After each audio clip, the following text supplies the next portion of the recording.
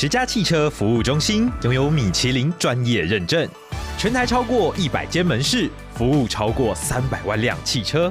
诚实透明的价格，专业技师的把关，让您安心有保障。即日起至10月31日，全台门市更换4条米其林或百路驰轮胎，登录即赠10家休闲侧背包，月再抽日本享食米其林之旅，10家超越期待，星级款待。详情请点击资讯栏连结。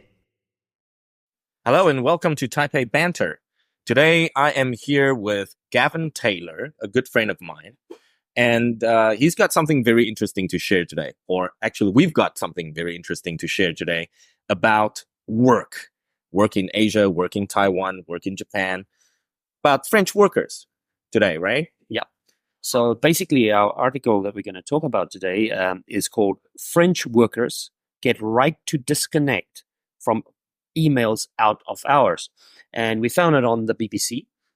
So if you want to, you can go there and find the article and read through it. So basically, as a synopsis, it is basically that the French government has brought into law the fact that French workers may no longer be forced to answer work emails when they are at home. The idea is that when you go home, you finish your work, work is done. Obviously, this is great for them. And I'm sure many countries have employees that are very envious of this. How practical it will be, who knows? There are some jobs where you need to connect. Okay, definitely. Definitely. If you're a trader or if you're looking after customers, just imagine a doctor can't go home and say, well, The right to disconnect. Yes, I don't have to answer any emergency. Tell your wife you've got a right to disconnect. You know, I dare you. I would like to see her you try that one. So basically, the reason why this is interesting is because it is quite popular and trending here in Asia. Because Yes, for sure. Asia, For the past couple of months, we've had protests on the streets in Taiwan, in Taipei in particular. And also we've heard the news about the ad agency Dentsu, right? Yes, Apparently they overworked one of their workers and the workers committed suicide. Two workers, yeah. The second one came, one lost. and one was enough for me. I mean, I didn't read about the second one. Yeah, can you imagine working so much that you are either depressed, that you kill yourself, or so overworked that you just can't handle it anymore? So the word I picked up from, that particular news was karoshi. Okay. Japanese people have to, names all these things. Yeah. People die from overwork, karoshi. Yeah. It's kind of cool. They always name all sorts of stuff. So do you think it would become a word in English if it happens enough? Yeah, I think so. I mean, it's like Pokemon, right? Yeah. Well, let's go catch Pokemon. And Pokemon is essentially, a Japanese word. It's not an English word. Well, sushi too. I mean, sushi is Japanese. Yeah. So maybe karoshi will become a popular English word. I hope in the not. Future. I certainly hope not. I pray that we don't have to actually deal with karoshi or think about karoshi, thinking about being overworked by your boss, by your business, right? Yeah, well, but here where we are in Asia, it is an issue in many of the countries. Sure. Yeah, I know here in Taiwan it is. I'm pretty sure in Japan, definitely it is. I don't know about the rest. Foxconn killed a couple of people a few years back. Yeah, in China, yes, that was an issue. So that brings us to this question of work ethics. I know in Taiwan they are very, very proud of the fact that they work very late hours, and the idea is that stay and that they stay until the boss. Oh yeah, which is very it's contrary to Western thinking. Yes, that it's respect to your seniors. Yeah, to the people who have tenure in the office. And I don't know. I've never disliked that. I never liked it. Sorry, I always felt that you are the employee. You should leave first because you're not making the big bucks. All right. Yeah. But that brings us to one issue, which would be at the end of the day, they are very proud of the fact that they have to work late. Yes. But I mean, how productive are you when you have, if I come in at 9 and I know I'm going to sit there till 9 p.m. For sure. How productive am I going to really be? I would say, wow, I'm going to sit here till 9 anyway. Why do I need to hurry? I'll take my time. Well, in my view, or, what I've come to learn is that productive is the definition of being productive in Taiwan per se or in Asia per se is the amount of time you put into work, not about how efficient you are or how effective you are per se, from an HR's perspective, but as in, how much time are you giving the organization that you're working for? So that's the perception or the definition of being productive in Asia. Well, it's interesting because a few years ago, I read an article about a study that was done in the UK, and they basically found that long work hours do not equate productivity. I 100% second that. It's just, I would rather have my staff leave early and in that way put them under pressure to finish. I come in, I want to go home at 5. I will do as much as I can to finish. And that is the real debate now in the market. Yeah. What is productivity? From the employer's view, from the employee's view. Work-life balance. These are major issues. And I think that's why you picked a very good article here today about the right to disconnect. Do you feel you have a right to disconnect, essentially? What do you think? I think I am not an employee, though. We are, by nature of our business, we are self-employed. So we don't have a right to disconnect. If I have a right to disconnect, I could do it, but I would lose work. Exactly. I would lose opportunities. So as people who work for ourselves, we definitely have a right to disconnect. Oh, definitely. But it is not good for us. And I think the outside perception of freelancers like ourselves or self-employed people out there in modern world is that, they have the right to disconnect. They have that freedom. They can disconnect anytime. But on the contrary, what happens is you don't disconnect. We don't. You never disconnect. You're always on. You're never off. Perfect. Yeah. When I remember when you work for a company, at the end of the day, you get sick days. So if I'm ill, I know I can take the day off. It's okay. But when you work for yourself, there's no work, no pay.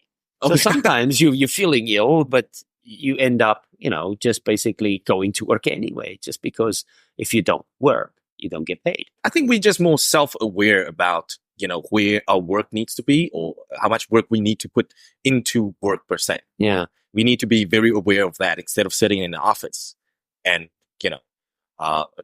dealing with trivial things every day. Yeah. In and out. Well, I wouldn't say trivial. Some people deal with very important things every day. Well, I'd love to say that, but I also think my Facebook is kind of important sometimes, and I end up, surfing the Facebook a lot more than I think. Yes, great. I would like to look at some of the vocabulary, if you don't mind. The first one has been dubbed. The law has been dubbed the right to connect, and basically, dubbing is something that is not very common here in Asia. I noticed that most movies are dubbed, cartoons, animated movies. Yes. So natural big movies like Mission Impossible 4 or whatever, they have subtitles at the bottom. Yes.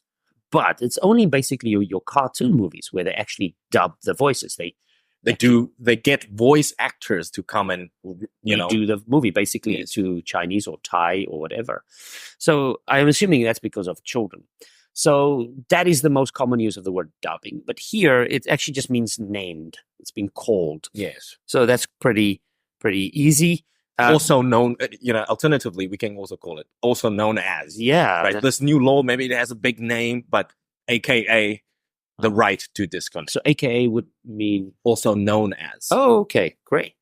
Okay. So this law comes into force, which means basically it starts. It basically starts on the 1st of January, which comes into force. The force is strong with this one. Yeah. Well, the force is maybe not that strong with this law. Yeah. Well, anyway, so on the other part, I looked at a charter of good conduct, which I love the word charter of good conduct, which just basically mean rules. Just new rules. I mean, so companies have to draw up rules. Like guidelines. Yeah. Like a framework of how you should behave at work. Yeah. Good conduct. What makes you a good employee? Yeah. But again, you would have to think what is good conduct and what in one company is maybe not good conduct in another. Oh, that's definitely HR's headache. Yeah. I mean, I think it's a matter of ethics. It's very difficult. Company culture.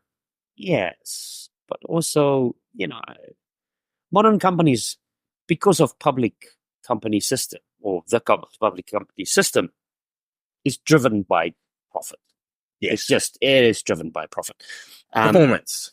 That's it. I mean, at the end of the day, they always, I remember they always, have this way of telling you, oh, the employees are our most important asset. The moment the company's performance is down, the first thing that happens is bye-bye. Yes, and they chop a bunch of people off. They fire the employees, the most valuable assets. Yeah. So when it comes to ethics, I don't know. I mean, recently, remember VW, you thought a company without beyond reproach? No. It happens every year. We are surprised about these companies that cheat. And this is the de facto German manufacturing brand. Yeah. Because, but it's not just them, it's the banks. If some other bank has just agreed to pay billions of America. Deutsche Bank, they got fined. Yeah. JP Morgan got fined. And these are the people we should Barclays trust the most. If you can't trust the bank, you know what I mean? They hold our trust. We give them our money. We trust them. These are the people we're supposed to be able to trust the most. And here they are. Every year there's another one being fined. So if they are doing this, what is the rest? What are the rest of them doing out there? No, I can't imagine. I can't imagine. I really don't want to go there. Yeah. Really. So it just brings to that point out that, we supposedly we can trust them. So I don't think companies have that many ethics. They always say they do.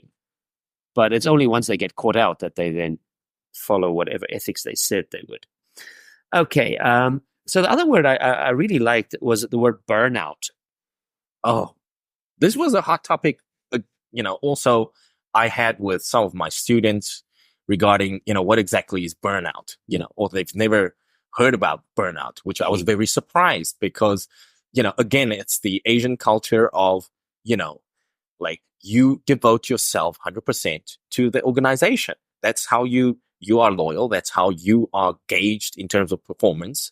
That's how they know you are a good employee, right? Yes. You devote yourself, you leave your family, your wife and kids at home, and you do overtime. And that's how you prove your loyalty. That's how you prove that you're really productive in the organization. And I've known a number of students here who have suffered from burnout. I think it's everywhere. People just don't notice that they are burnt out. Or maybe they just don't have a word for it. Because what happens invariably is... We should call the Japanese guys to make a word definitely, for it. Yeah, I'm sure the Japanese would make it. If they come up with karoshi, they can come up with something cool. We have a word in English. Like Godzilla. Godzilla.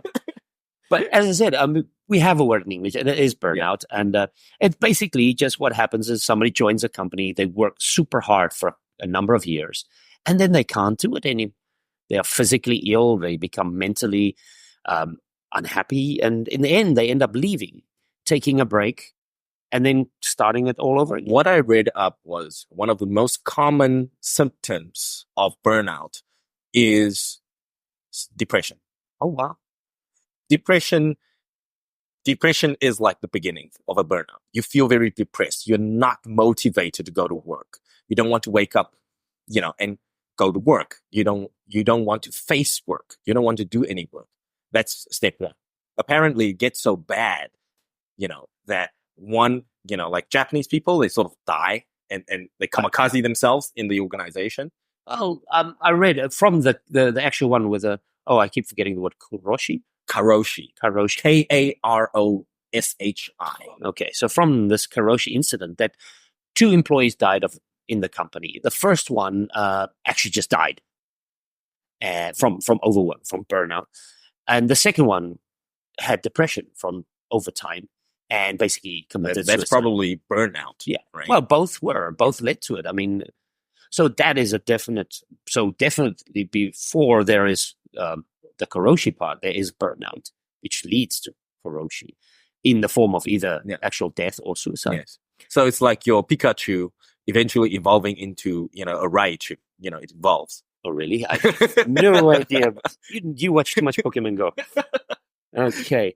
And then the other word I liked was the word strike. Because... Well, like as in, somebody strike me, attack me. No. As in strike, as in labor action. If a company is unfair to its laborers and people decide to stop work, and they stop in mass, meaning everybody stops work and there's a strike. Yes. I remember there was a news about the French train workers who went on strike and then basically paralyzed the whole transportation system in Paris. Well, France is a very good example of coming to strikes because every year this happens. Yeah. And our home country, South Africa, is another great example. Yes, they turn strikes into a party, essentially. They, with their little, Shaka Zulu spear and the shield, and then they sort of sing and dance and then make a party out of it, which, I really, kudos to them for doing that, to making it a party. The problem is it's an annual thing. Every year around a certain time of the year, basically half the country goes on strike because it's time for their annual increase and they want a higher percentage. So as in France, the same happens. Every year there are strikes. But, so Gav, I'm interested to know, like, do one, like, take strikes like, the Jasmine uprising, right? Do I just go Facebook and say, hey, Gav, like, I'm on strike, we a bunch of freelancers, let's just go on strike. How do we do it? How do you do a strike? Well, essentially, you have to have a union first off. You have to join one. You have to join the union. You can't strike by yourself. So what happens is most, especially in countries in the West, there are unions. So in a union, you join the union, and basically sometimes you don't want to strike, but the union will say you have to strike. Yeah, it sounds good to me. Yeah. One day, one day paid leave. Like it's not paid. Strikes are unpaid. That sucks. Then I don't want to be on a strike. The problem is if you go to work, your fellow employees will not like you. You might land peer pressure. Yes, and some of it turns violent. They will actually attack you. They will strike you physically. I think we got a couple of YouTube videos about South Africa. Oh well, this happens globally. Violent strikes all over the world. I know that there's another word that's very interesting, scabs, SCABS. Do you know what a scab is?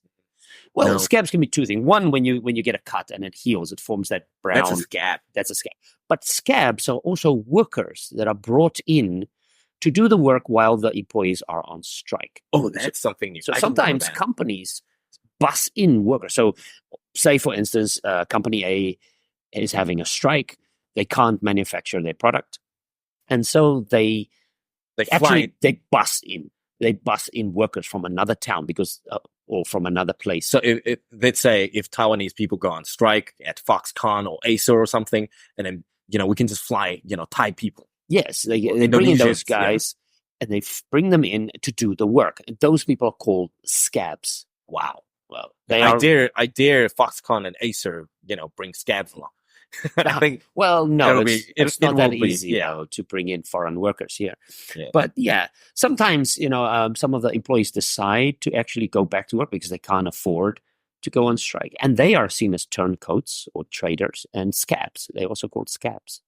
That's a very good word. And Scabs. in some communities, especially in your smaller communities, people don't forget that, and they will hold it against their family for sometimes generations. Yeah, your father was a scab.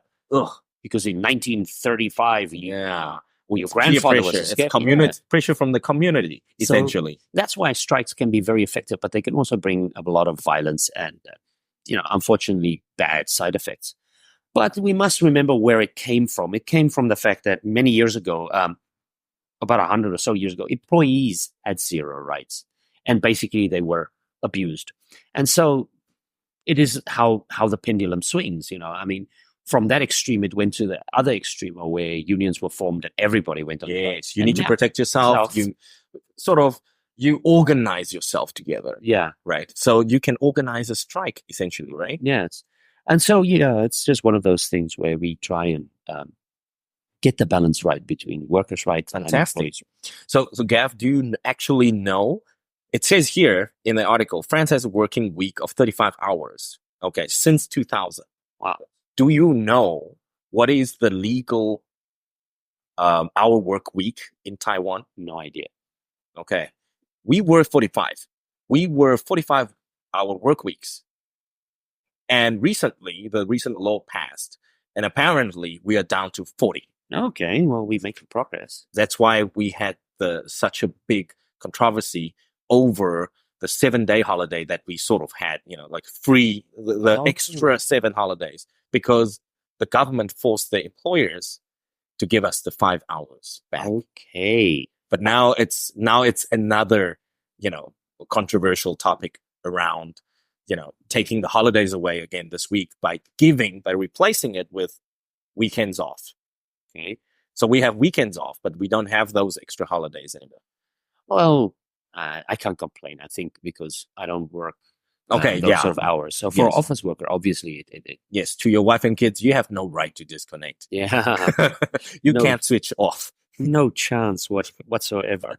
So fantastic, Gavin. What's next? Well, I think that's all I would like to share. Is there anything else you would like to talk about? All right. I think, we actually slightly over time. That's fine. So how about we just, cover some of the vocab that we've discussed that we think is very meaningful and important to this topic about right to disconnect. So, I just mentioned dubbed comes into force. Okay, so basically the new law, which has been dubbed right to disconnect, it just means that that's not the name of the law. It was just named. It's AK. People call it that. Yeah.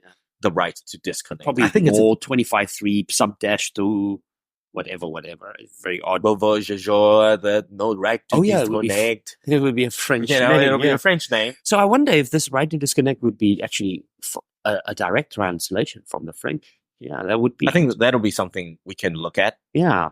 Definitely dig in and look at. Sometimes, yeah. And charter, right? Yeah, charter. Talk about charter. The charter, which is, it's just... You draw up a charter, you draft a charter. That charter determines the guidelines. Yeah, it's just a list of rules. List of rules. But it's called, we have a nice word, a charter. Yes.